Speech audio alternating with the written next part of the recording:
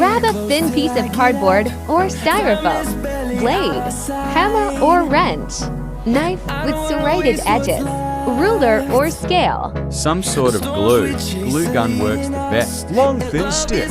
Small heavy spring or object. Start by making the stick thinner. Cut it so it's 23 centimeters.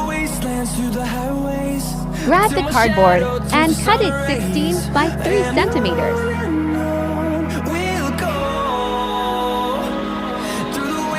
Make 2 of these if the cardboard is thin. Glue them together. Attach them to the stick. Make 2 small flaps and attach them to the back of the plate. I do not own any music in this video. Attach the spring or any heavy object to the front for balance. Boom, it's done.